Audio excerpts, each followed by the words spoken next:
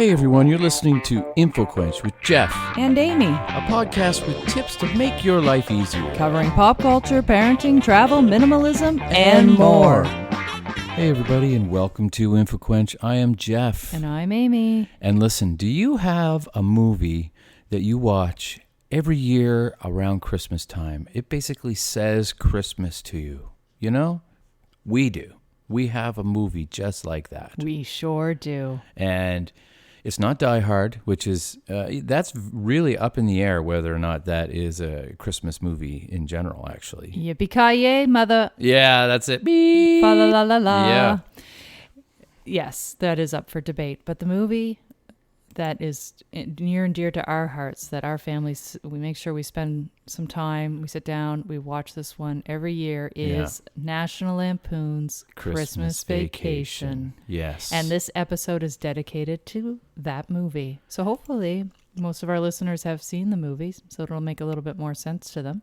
But what we're going to do is just go through some interesting facts around the movie, and then I will say that when we started watching that movie, I noticed something new every single time we watched it. So there is a lot of trivia and a lot of information. I around must it. have seen that movie at least 20 times. And I realize and learn something new. Not that they hide all these Easter eggs in the movie either, but it's just, you just notice these things, No, I tried to find some that maybe, they were new to me. They were a surprise to me, so hopefully they'll be new to our listeners. Yeah. So we'll go through that, and then we're going to wrap up the episode with a little trivia. Jeff's going to quiz me with some National Lampoon's trivia, and listeners, you can play along. So make sure you stay tuned till the end. Yeah, and let us know for sure on social media and whatnot what movie it is that you watch, if there is one. I know my coworker Jason, he likes to watch It's a Wonderful Life. He makes a point of watching that every single year. Every time that bell rings. With his family. The angel gets its wings. He loves that movie, and I have to make a confession. I don't think I've ever really seen it. I don't think I've ever seen It's a Wonderful Life. I don't know if I've seen it start to finish either. Let's make a point of watching it this year. Right, watch it with the little guy. But yeah, so this episode of InfoQuench is all about, what's it called? National Lampoon's Christmas Vacation. That's the first quiz. What's the name of this again? What are we talking about? It's interesting you mentioned It's a Wonderful Life, because there's actually footage of that film in Christmas Vacation. Oh, is there? Yeah, they're watching it on television in one of the scenes. There you go. And there's another tie-in that so Frank Capra, his boss, is that who that is? It was his classic film. Yeah. It was his grandson, Frank Capra III. I guess he's one of those people that names their kids with Roman numerals. I wonder how many Frank Capras there are. Was also the assistant director on Christmas Vacation. So it's just a little link actually between those two movies. So that's just as an aside. So the movie came out, National Lampoon came out in 1989. I was 11. I don't remember it coming out, but it did come out around Christmas time. I think it was right around December 1st that year. Mm-hmm. And the first thing I Googled was why it was called National Lampoon. Mm-hmm. Because that's the name of the magazine, right? It's basically Mad Magazine's, evil brother. Basically, is National Lampoon's kind of thing. It's how Mad Magazine was, geared towards adolescent, teenagers and whatnot. Right. And never really pushed the envelope. Never showed, for example, boobs or anything. But National Lampoon. Was Mad the one where you folded it at the back and it made the little, that's the one. Like the Spy versus Spy and all that? Okay. Yeah. Well, I've heard of that, but I'd never heard of National Lampoon. Yeah. So the reason, do you know why, though, the movie is named after the magazine? Well, wasn't it based, wasn't the company that did the magazine, didn't they make the movie? No, well, what it was John Hughes wrote a short story that was in the December 1980 issue of National Lampoon. Okay. The short story was called Christmas of '59. Okay. And that was the basis for National Lampoon Christmas Vacation. Ah. And what's interesting, the movie gives a little bit of a nod to Hughes' original story, because do you remember when he's in the attic? Yeah. When Clark's in the attic and he's watching the films? Yeah. One of the Christmas films is titled Xmas 59. Oh, is it? I So didn't it's know a that. nod to the original See what I short mean? story that the movie is It's based, based off upon. of. That's really cool. See what I mean? There's something new every time I watch that movie. I'm not watching it right now, but I'm learning more about it that I didn't know. And I've seen it. I've probably seen this movie 10 times. Well, and the initial director Or for the so. movie was supposed to be Chris Columbus. Oh. But apparently he and Chevy Chase didn't get along well. Oh. So he ended up leaving the film, and he was replaced by Chechik, was the director. Okay. But Hughes, who'd written that short story that was the film was based off of, Yeah. eventually gave Columbus the script for Home Alone.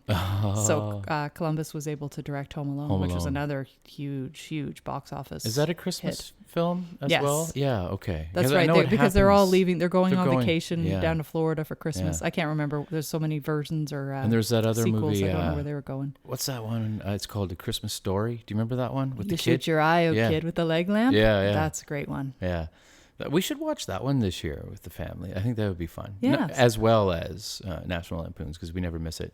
It's funny because I think it was 3 years ago or whatever, I got like it finally on DVD so that we could really always have it. Do you remember that? I got it for Yes. Christmas for everybody. It's one of the few movies we How own did- on DVD. How did we watch it before? Like, do we just... Well, we'd wait for it to be on television, Yeah, but then it would be sort of... I always remember there's the final scene, which I'll talk about later. Not the final scene, but the scene where Clark rants on about his boss. Right, And there's yeah. some And cursing in it. how he didn't get... Oh, yes, Yeah, yes, so that yes, gets, bleeped out, or I Was can't that remember how improvised, they... I wonder? I wonder if that was, in a way, I'll tell you a little bit improvised. more about Okay, that later all right. on. Okay.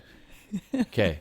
What's the next tidbit on National Lampoon's Chevy Christmas Chase Vacation? actually suffered a hand injury during the filming. Was it when he was up with the lights? No, it Oh. was when... Do you remember when he attacked Santa's sled on the front lawn? Yeah.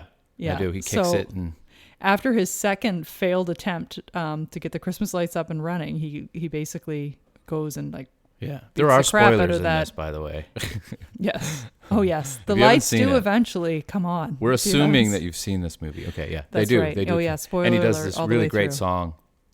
But what happened? He actually broke his pinky when he was destroying Santa's sled on the front lawn. When he's doing Oh. the karate chop to it. Do Oh, you remember? yeah. Yeah. So yeah. Anyways, I guess he kept kicking. He was kicking and going on because it hurt so much when he did it. He just And they kept that take, They probably. did. Oh, that's really yeah. cool. He couldn't stop without ruining the take. So I'll have to they watch. just, I have to remember that when I watch that scene again. They just kept the cameras rolling.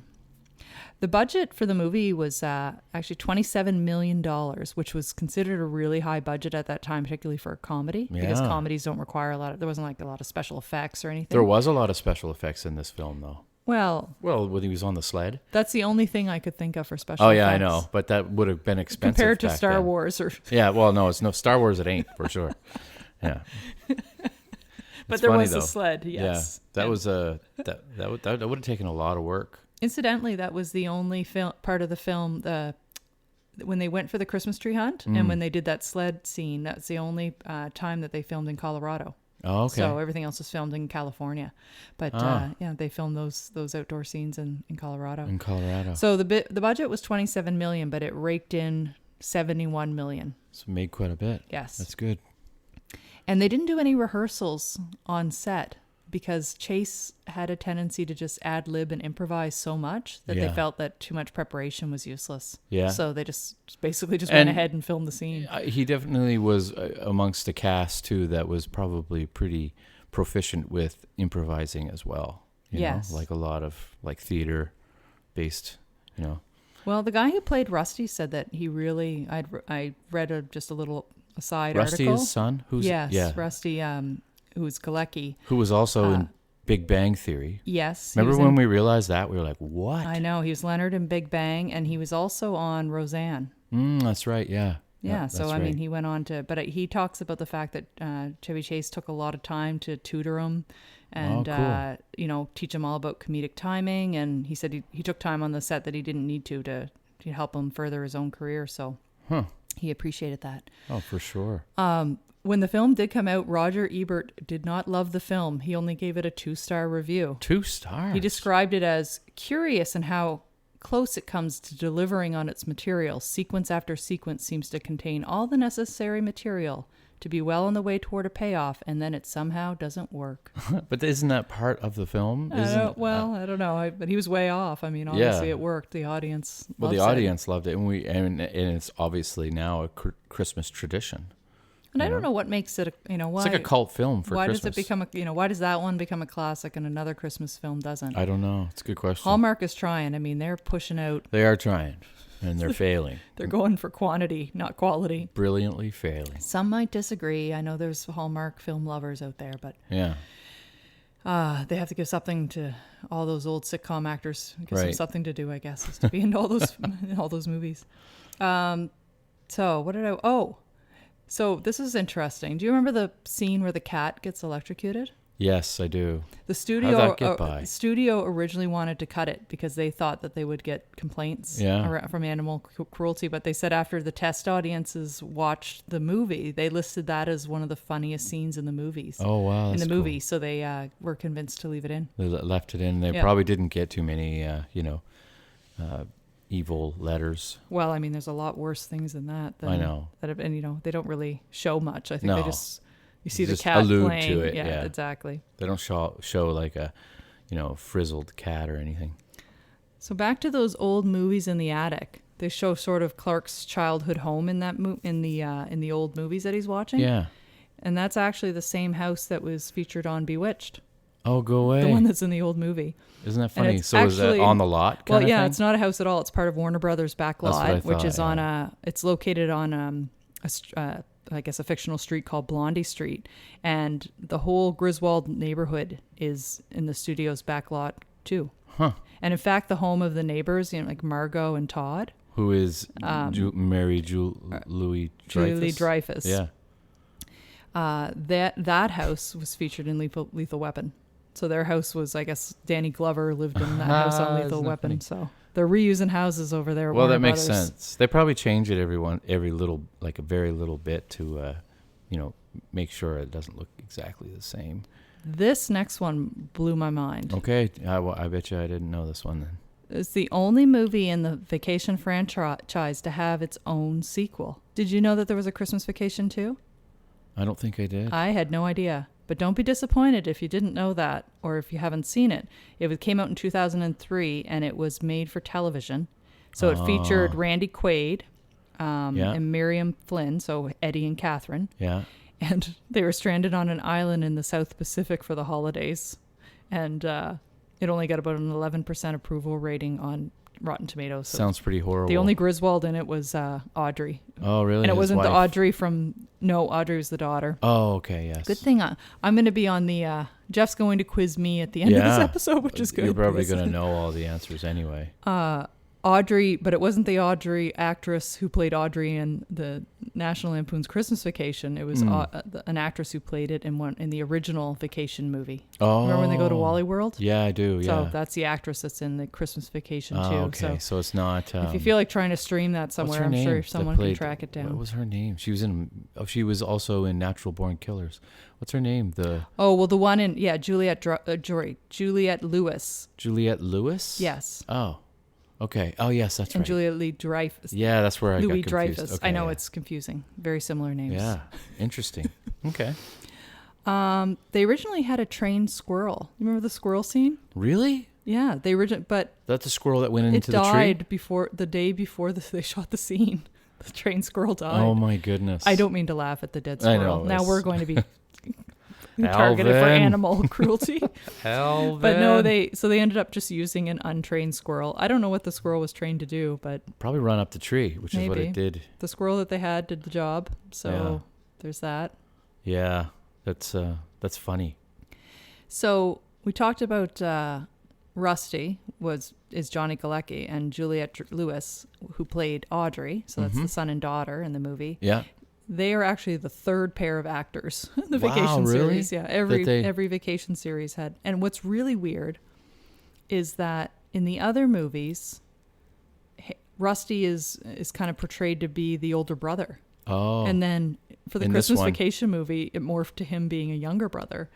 And I don't know whether that had to line up with the short story that it was based off of or what. But I don't know. Maybe it was just they wanted to select those particular actors. You know what I mean? And so she just happened to be older than him. So like, but it makes no difference really. Yeah, it's Probably hard to say. Difference. At the same time that, do you remember when Uncle Lewis and Aunt Bethany arrived? Do you remember they arrived at the home with the cat wrapped in the box? Oh, yeah. There was actually a minor earthquake that took place at that time. And I guess the camera shakes slightly and as Bethany's walking through the front door, and they kind of kept it in because the film scene went well and it wasn't that noticeable. So I'm going to watch for that this year to see if I can detect it. How are you finding this stuff out? That's pretty cool. Research, honey. Yeah. Good old research. So when Bethany's walking through that door, and before they ring the doorbell, and then they're like, Well, no, that one's different. That's when all the in-laws show up. Oh, that's what I thought you were talking Bethany's the older one. Remember, she can't hear very well, and yeah. Yes, I do. Incidentally, her name is Mae Questel, and that was her final film. But she was also the original voice for Betty Boop and Olive Oil. Popeye. Yeah. So she was the voices for those. But that was her last. That's kind of sad. But still, I bet you a lot of people didn't know that. There's sort of a running joke between Beverly D'Angelo, who played the wife, and Randy Quaid, who plays her brother in the movie.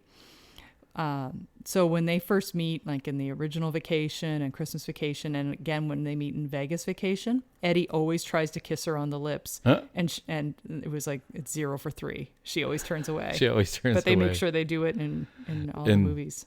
They make sure they try, and she always says, "No, I don't think so." Yeah, it's kind of a running joke they have. That's cool. That's really cool. Speaking of Beverly D'Angelo, do you remember when the SWAT team drops in? Yeah. And you remember they all freeze? Yeah. And do you remember her hand is on? Yes. That was her completely improvising.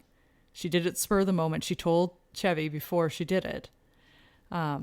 She told him that he was going to... She let him know, but she didn't tell anybody else. She wanted to see if anyone else on set would notice. And she said she talked about this in an interview with Rolling Stone. Isn't that funny? She said they did a couple of takes and nobody ever mentioned it to her. So it was just sort of done and nobody mentioned it, and they left it in the film. Nobody mentioned it? No. Didn't they see that in they post-production? Probably saw it and they probably just decided to, but there was never a conversation about it. It was just something she decided to do, and they decided to leave it. It would have been really fun to work with those people, like just because they're just so, they like to take those chances when they're making a movie, right? Oh yeah. Any actor that can make a movie and just go out on the limb and improvise their lines is pretty impressive. Like that would be a fun. And it probably happens in comedy more than most genres, like in drama and that sort of thing. They're very specific. Saturday Night Live. That was probably during Chevy Chase's heyday in Saturday Night Live, wasn't it? Or maybe it was post. I don't know. Probably though. Yeah. 89, and there was quite a few SNL alumni on the actual movie. Yeah. Where was I? Oh, so it was also Christmas Vacation was the only movie in the series that didn't feature the song Holiday Road. Holiday Road, really? Holiday Road. But of course, they had the song Christmas Vacation, which was actually written for the film. Oh. By married songwriting duo Barry Mann and Cynthia Weil. I know how much you like the music stuff, so I wanted to give you those details. And a cover of the song appears on the 2007 Disney Channel holiday album. Of course it does. Of course it does. Do you remember Frank Shirley, Clark's boss? Yeah. That's Bill Murray's brother. Oh, I didn't know that. I always thought he kind of looked like Bill Murray. Yeah, so that's like his in brother. disguise. Isn't that interesting? So I did not know that. That whole scene where he gets he doesn't get his Christmas bonus and he loses it. And and he swears and he just goes. So that wasn't ad-libbed, and he needed to remember those lines. So, oh, wow. I guess that scene took a lot of planning, and D'Angelo during another interview talked about that particular scene, and she said, it was blocked in a way that would allow each of us to have around our necks a piece of rope that was attached with a big cue card. The rant was divided into sections so that he could go all the way through from the beginning to the end without a chance of forgetting his lines. So if you watch it, you can see him. His eyes go from character to character as he's doing, as he's going on in the speech, because he has to kind of basically look at the different people to get all his lines in there. And I actually looked at the scene, and I think at the beginning, the woman who plays his mother, it shows her sort of adjusting her cardigan. I think she's basically showing, like, trying to uncover the cue card. It might have been covered up a bit. Not funny. That's a really good way to do it, though, where because he has to have that movement of saying it to each and every person in the room. So in order to get that movement, you get each person to hold one card, and he has to say that word. That's really smart. Do you want to hear what he said? Oh, yeah. Well, can we say it? Well, I can say most of it. Hey, if any of you are looking for any last-minute gift ideas for me, I have one. I'd like Frank Shirley, my boss, right here tonight. I want him brought from his happy holiday slumber over on Melody Lane with all the other rich people, and I want him brought right here with a big ribbon on his head. And I want to look him straight in the eye, and I want to tell him what a cheap, lying, no good, rotten, four-flushing, low-life, snake-licking, dirt-eating, inbred, overstuffed, ignorant, blood-sucking, dog-kissing, brainless, hopeless, heartless, fat, bug-eyed, stiff-legged, spotty-lipped, worm-headed sack of monkey he is. Hallelujah, holy. Where's the Tylenol? That's pretty good. Did you like my beeping? Yeah, very good. Yep. No, that would have, you know what? Even with cue cards, that would have been difficult. Oh, yeah. That's quite a mouthful. And I was kind of like, what's four-flushing? Is that when you say you've got a flush? Is that something to do with cards? I have no idea. I'm like, I kind of understood all the insults except for the four-flushing. Hey, I don't get to any of them. So that kind of leads me to the end of our facts. All right. We got some trivia here now. Okay. So I can't look at I'm not going to look at what you're reading because I do not want to see the answer. I know. And give a little bit of time after each one so that we can let the listeners see if they can guess it too. Okay, I will ask that question in a second. I just have to feast my eyes on the computer screen, and I will read the first question. Are you ready, ladies and gentlemen, and wife? I am definitely ready. Question number 1. I so got this. In order to distract the family, what animal did Clark tell them he saw? Deer. That's right, a deer. It was when they were driving down the road to get their Christmas tree. That's right. And he wanted to give the finger to the guys in the truck, and he yelled deer so that they would all look at that way, and then he gave the finger. And here is the official answer. Clark and the family were on their way to get a Christmas tree. While they drove to their destination, Clark and Ellen sang Christmas songs. A truck pulled up behind the family vehicle and was riding their bumper. The truck driver sped up and passed Clark. This made Clark upset, and he pulled up alongside the truck. Clark said, "Look, kids, a deer." And as Ellen and the kids looked, Clark gave the truck driver an obscene gesture. So the answer is Amy's right. Yes, that's right. What is Eddie's dog's name? Snots. Snots is correct. Do you remember? Very he's good. Got a sinus ding, condition. ding, ding, ding, ding. He's got a sinus condition. He Remember, had he a sinus sneezes condition. and Chevy Chase goes to pet him, and he's got snot. What does Mr. Shirley call Clark? What's his nickname that he gives him? Greaseball. Yep, Greaseball is correct. Instead of Griswold. Yeah. That is correct. And in the beginning of the movie, what did Clark and his family get stuck under while driving? We just answered that one, I guess. Yeah, didn't we? tractor trailer. Yep. You might want to take a rain check on that. He's got a lip fungus that ain't been identified yet. Who said that? That was Eddie talking about his son, Rusty. Eddie, or right. Not Rusty, but his son, Rocky. When the Griswolds go hunting for a Christmas tree. Here, just incidentally, Rocky, the actor who plays Rocky, he doesn't say a single word in the entire film. Who's Rocky again? Eddie's son. Oh, really? He doesn't say a word? No. That's funny. Okay, when the Griswolds go hunting for a Christmas tree, what does Clark forget to bring with them? The axe. A saw.